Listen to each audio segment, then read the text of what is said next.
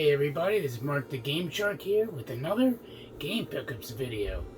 Now my Aldi bag is full, so you know what that means, another pickup video. So yeah, I got tons of stuff. I really hope I don't make this too long, but yeah, without further ado, let's get started. So first up, I actually forgot to show this in my last pickup video. This was a gift given to me from a good co-host of Dirtflix, Aaron Strange. I guess he's now a co-host now. And this is what he sent all of us. And that is a drawing he did of all of us in Dirtflix.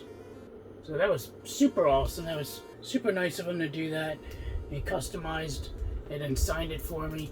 So thank you very much, Aaron. That was such a surprise. I didn't expect him to send it, and it came rather quick. He sent it, and I think it came like a couple days after. So I'm definitely gonna have to get a frame for this thing and hang it up somewhere. So thanks again, Aaron. I'm gonna put it back here so it doesn't get damaged. Ooh. Yeah, I can't believe I forgot to show that my last pickup video. I finished my pickup video, and I always keep my my bag of pickups behind the couch, and I looked, I'm like, oh, I forgot to show that. So sorry for the late revealing of that, Aaron, but thanks again. Definitely check him out. I'll leave a link in the description to his channel. So yeah, let's get started let's get on with the other stuff. Well, Jimbo ended up showing me he showed me about how you can modify the NES Max controllers for the analog. Well, he also was showing me that there's also have like D-pads you can buy, which a guy like 3D prints a D-pad for them, and that's exactly what I did. I ended up making my own D-pad. As you saw in the previous video, it was an epic fail because of the two strip screws, and that was just it was horror. It was a horror. I don't know why Jimbo gave me such a jacked up controller, but thanks to me keeping the shell of the other one I had that was broken, I ended up using that shell, and using basically the only thing I kept was like the circuit board from the other NES Max. Yeah, even the buttons were all chewed up. I was like, yeah, no, I'm just gonna keep these buttons. They're not chewed up and they're nice and clean. I mean, this pad isn't all that great. There's some scratches and everything, but it's a heck of a lot better. And the odd thing is the same screw right here had the pole broken off. I remember when I showed you guys in the how-to video, the one pole ended up snapping off. I don't know why it's the same side. Are people like really aggressive? Like holding it like for dear life, like trying to beat Mega Man or some shit? I don't know, but this thing's super awesome. It's kind of weird. It doesn't have like really much of like a press to it. I don't know, it's really hard to explain, but it works perfectly. I tested it out, and I love it. It's my second favorite controller. I think my main go-to for the NES is the analog stick for this, which I still have to do a how-to video on that, and hopefully it won't be a crazy dumpster fire like this one was. But I mean, I think I got my main point across as to basically how to set this in. That's what I mean. That's basically all you need to know. Other stuff is common sense shit, like taking off the screws, taking it apart, cleaning it, stuff like that. Alright, onwards, we got some movies. I got 1941 on Blu-ray. Oh my god, this movie is hilarious. I've never seen it. I saw this when I was going through my Pop-Up's Laserdisc collection. He actually had this movie, but unfortunately it had disc rot. I mean, you could still watch the movie, but it was just like, it was like snowy, and it's just, especially towards the end, it was like just not enjoyable. So I just got rid of it. So I was like, you know what? I'll just pick it up on Blu-ray because I love the movie so much. such a wacky movie. So yeah, if you haven't seen this, highly recommend it. It's like goofy, goofy spoof movie of after World War II. So hilarious. And then next movie I got is sort of video game related. It's Clunk and Dagger on DVD. This movie is a boy that the guy from E.T. that is the main character is in this. He finds this game called Clunk and Dagger for the Atari 5200, and it's like it's been forever since I've seen this movie. It's like, I don't know, tagged in with someone's murder or something like that, or some guy steals it. I don't know.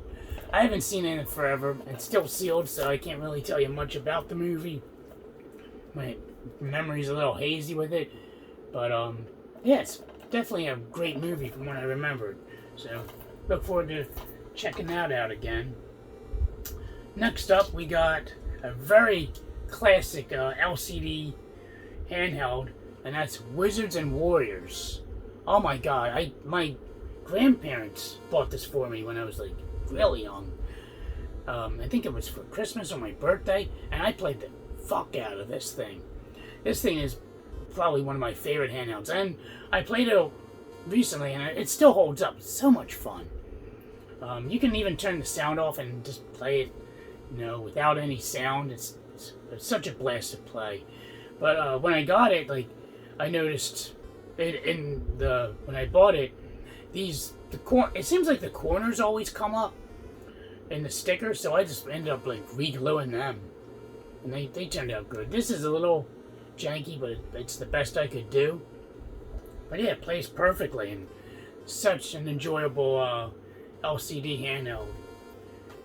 I know, you would think I would say that in the same sentence. Enjoyable and handheld, like, well, with respect to these LCD games, like Tiger, electronic type of games. But Acclaim knew what the hell they were doing, it seems. What's next? Oh my god, I got a bunch of stuff. Oh, I got a Colecovision game, which this will lead into my main pickup, huge pickup later on. But I got Linking Logic. Got it for it's a pretty sort of rarish Colecovision game. Funny thing is I thought this was complete in box, because I just saw in the picture, it just shows they showed like the cartridge like super zoomed in, and I thought that was the box to it. I was like, oh cool, it comes with the box.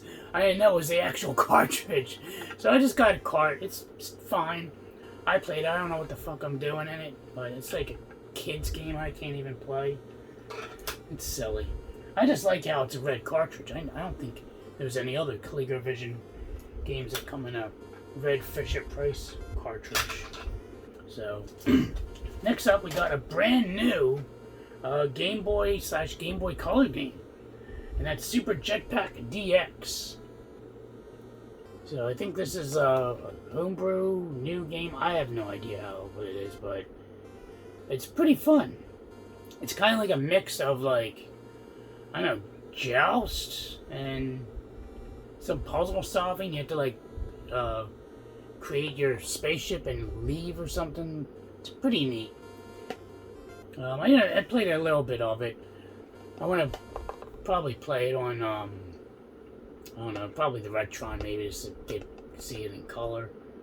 But yeah, it's a fun game. I just played on the OG Game Boy for a little bit and tried to figure out what the heck I was doing. I could barely see anything with that screen.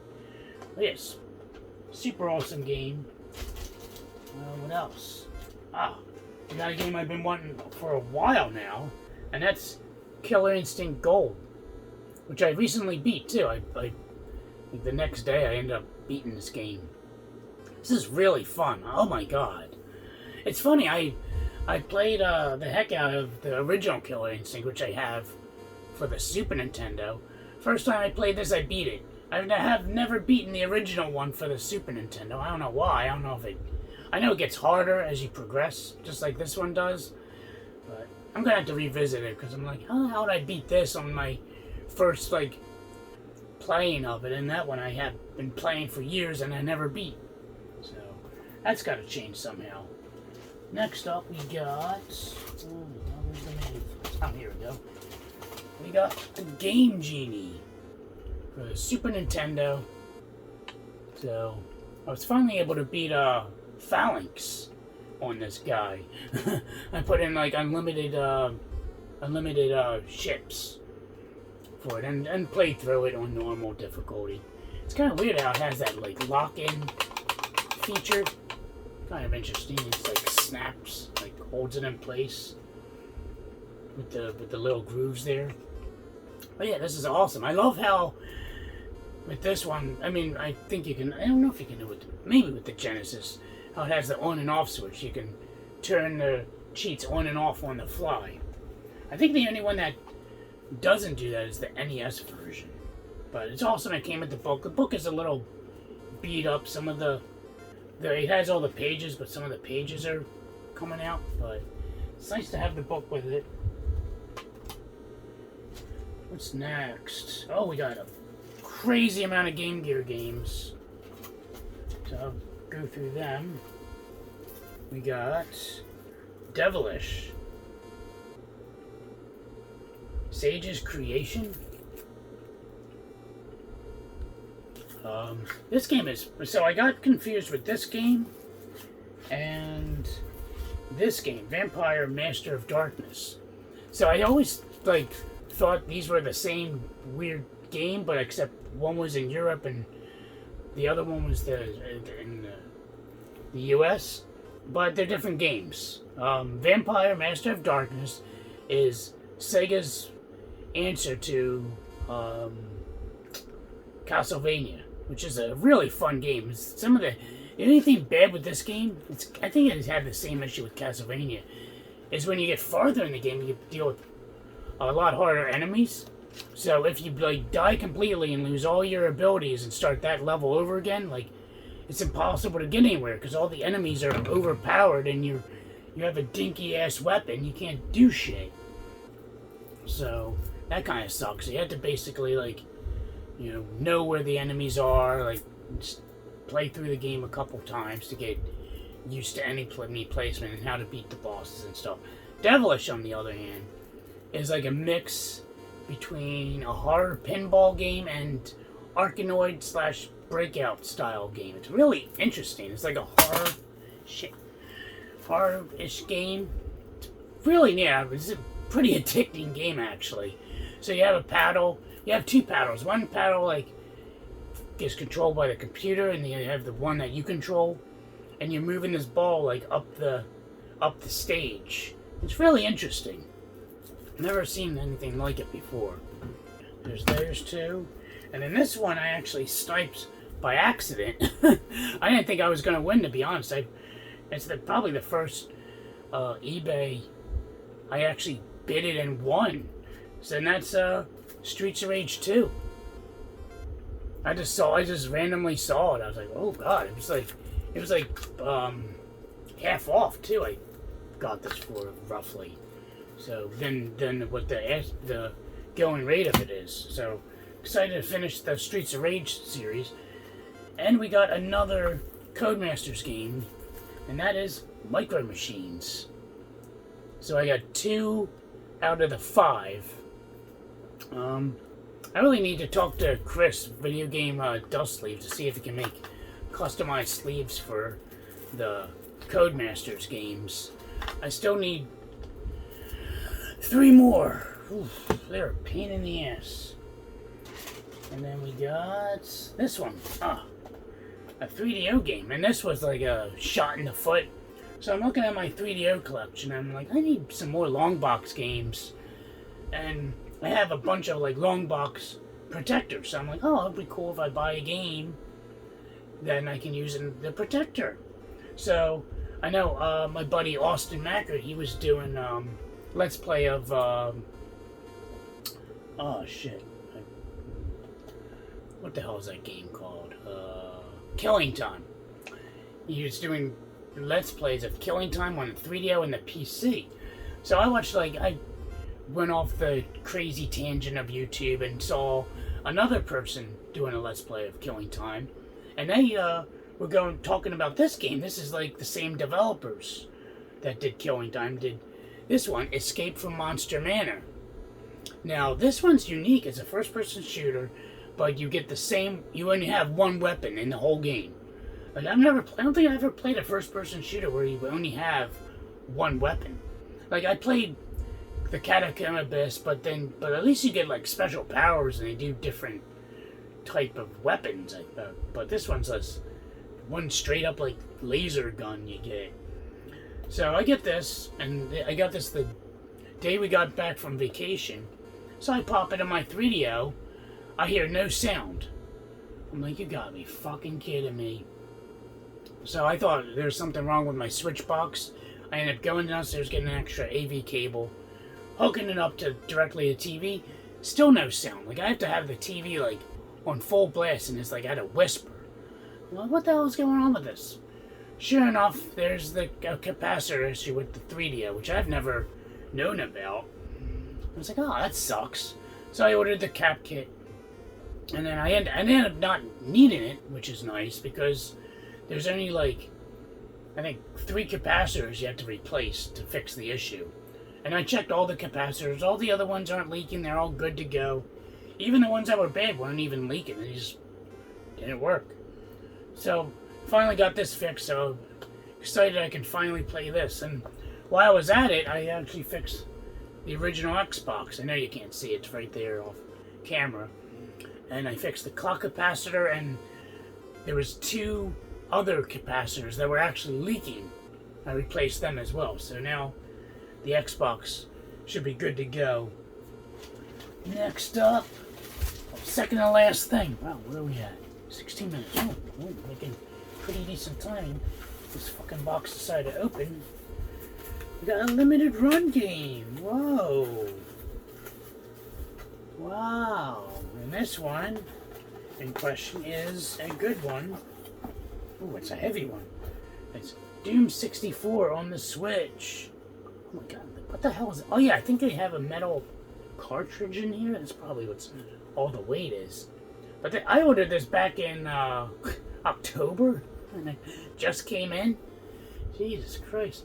Now, so I definitely wanted, like, how this has the homage to the Doom 64. I think that's super awesome how it's like the actual box of the 64 version. I really like that, and I had to get it on Nintendo. I know they have this for PlayStation 4. I was like, I have to get it on the Switch because it's Nintendo. No, Doom 64 never came out on Sony or anything like that, so I was like, you know what, I'll get the collector's edition. This is the first time I actually got a collector's edition from Limited Run, so super exciting. Oh my god, this thing looks epic. So that's awesome. And it came with the card. Yeah. Got the card. It's like what do they have? What is it, like holographic now? All shiny like that? I don't know if all the cards are like that. So yeah, so that finally arrived. It took like almost half a century to arrive. Alright, now time for the... Oh no, jeez, I still have more shit. Oh yeah, I forgot about that. Buy so much shit, I forget what the hell I even bought. So I got an Odyssey 2 game. We got Tower Turtles, which is Turtles 2. I love Turtles for the Odyssey 2. It's such a classic game, so much fun. And I've done Let's Plays of it before in the past. You can check them out on the Let's Play playlist. I also did the one for the NES that they made from College Retro Game Expo. So when this came out, I was unemployed, and I was like, man, I really want this game. So I forgot about it, and like recently, I've been in a couple Odyssey 2 groups on Facebook, and this one goofy knucklehead keeps showing his score, like, oh, this game's great, blah, blah, blah. I'm like, damn, I really want that game. So I went on the forum, and I think it's, like, sold out. It was, like, sold out, but luckily I was able to get a copy. Apparently they had, like, maybe one, this might have been, like, the actual last one. Like, they had, like, an extra one available. So I'm super stoked to finally be able to get this game. I definitely look forward to playing it. There will definitely be a Let's Play. Yeah, I have to do a Let's Play of this as a follow-up to my Turtles Let's Play. So, yeah, this game looks so much fun. Super excited to pick that up. Alright, now, on to the main event. So we got Colecovision controller and another Colecovision controller. Now, these are my original Colecovision controllers I got. I ended up buying the Colecovision, the Ukri Vision off Atari Age a while back, and it shit the bed. And I tried fixing it. I did so much stuff to it. I fixed the RAM for it because they said it just shows garbled graphics. I fixed the RAM, still garbled graphics. Then they said, oh, well, you have to replace the power switch because you have to, like, it has to be really fast before, so once the voltage goes through the chips, it, like, can power it on, it can, like, load up the data properly or some nonsense with the clock cycles or something goofy, and replace the switch, unit won't turn on. So I was at a complete loss, so I ordered this a while back, like last year, a little over last year, and that in question is this bad boy. We got the Colecovision Phoenix, which is an FPGA Colecovision, and it's freaking awesome. So here's the stuff. I guess I'll do it. Comes with a super long HDMI cable, which is good because I can hook it up here and hook it to the TV. I end up putting these there, packing peanuts in bags so that it doesn't make too much of a mess. But yeah, this thing is awesome. So I ended up selling off my console. It's broken as parts, and there's no reason to keep it now because I have this bad boy. Comes with a manual. This thing is awesome. Now, this was the second run. Thankfully, I was able to get it on the second run. But I've been told that they're not going to do another run, which is really upsetting. And we got one game. We got Sydney Hunter and the Caverns of Death. We got another Colecovision game right there. And here's the console itself. What's awesome with this, too, is you can use a Super Nintendo controller, which is awesome. You can also use Colecovision. There's a Colecovision controllers in front. Look at that, guys. Oh my god, this thing is so awesome. Oh, such a great console. Sorry for the glare, but I am super stoked that I can finally play my Colecovision games again. Only downside is, so I was playing it. I own 3 of the games that I own do not work. So they have a forum that you can go to and like make a service ticket. So I'm gonna do that at some point. I'll probably like make a little YouTube video of what it's doing and have it unlisted so they can use that to better understand what's going on with it. But other than that, all the other games I put in it work flawlessly. Even that Fraction game or whatever I have for I just showed earlier, that works in this too. So yeah, this is awesome. It has some weight to it too, so it's definitely a quality product. But yeah, so cool, and it's so much smaller. I don't have to worry about that big Ophi Colecovision. Now I was thinking of getting that fixed. Like I could have gotten it fixed, but I'm like, well, what do I need 2 systems for?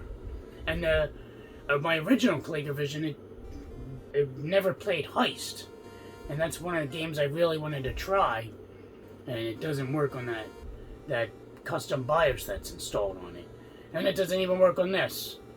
So that sucks. But yeah, guys, that's everything.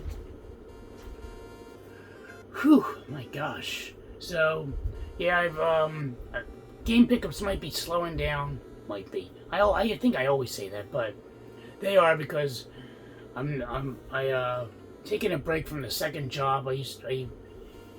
I deliver pizza on Sundays, and usually that money will go to funding the hobby.